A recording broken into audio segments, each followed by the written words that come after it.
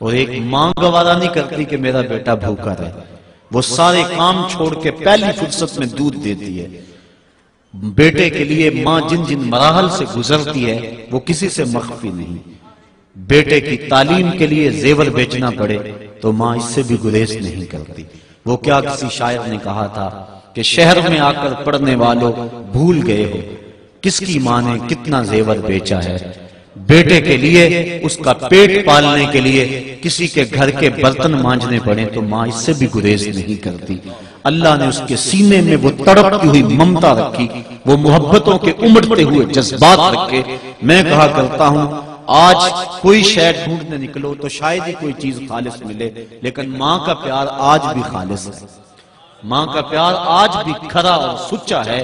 اس کے سینے میں مالک نے محبت ہی اتنی رکھ دی ہے کہ جس کو دنیا کے کسی ترازو پہ تولا نہیں جا سکتا۔ وہ ایک شاعر ہوا تابش، اس نے ماں کی محبت کو چند لفظوں میں بیان کیا۔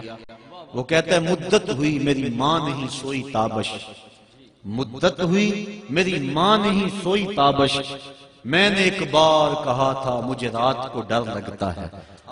کہا بچپن میں میرے منہ سے نکلا تھا امی مجھے رات کو ڈر لگتا ہے، میں اب بوڑھا بھی ہو گیا ہوں، میری ماں اسی خیال میں رہتی ہے کہ میرے بیٹے کو کہیں ڈر نہ لگ رہا ہو۔ یہ ماں کی محبت ہے، یہ ماں کا پیار ہے۔ ماں کا نعم البدل کیا، ماں کا تو بدل بھی موجود نہیں ہے۔ علامہ اقبال کی جب والدہ انتقال کر گئی تھی تو ان دنوں کے اندر وہ دیار غیر میں تھے، تو انہوں نے ایک طویل مرثیہ لکھا جو آج بھی کلیات اقبال کی زینت ہے۔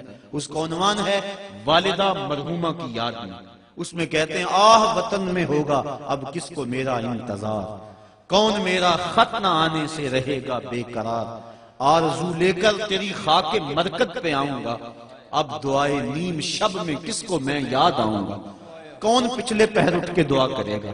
استاد سے بھی تو کہنا پڑتا ہے نا حضور دعاؤں میں یاد رکھنا، شیخ سے بھی عرض کرنا پڑتا ہے اپنی دودھ دودھ راتوں میں مجھے نہیں بھولنا، حاجی کو معتمر کو عرض کرنا پڑتا ہے سین حرم میں مسجد نبوی کی بہاروں میں مجھے یاد رکھنا ہے۔ کبھی ماں کو بھی کہنا پڑا امی دعا کرنا۔ ماں کے ہاتھ اٹھے رہتے ہیں، اور یہ بات ذہن نشین کر لیں جب ماں کے ہاتھ اٹھ جائیں تو اجابت کے سارے دروازے کھل جاتے ہیں۔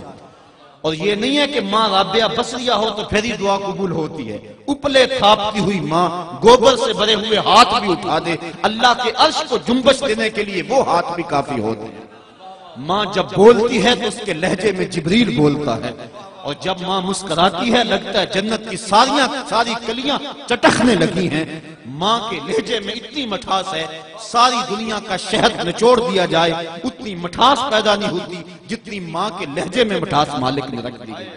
وہ خورشید گیلانی نے لکھا تھا ماں کے عنوان سے، وہ کہتا ہے 5 سٹار ہوٹلوں میں کھانا کھانے میں وہ لطف نہیں ملتا جو چولہے پر بیٹھ کر ماں کے ہاتھ کی پکی ہوئی چپاتیاں کھانے میں مزہ آتا ہے۔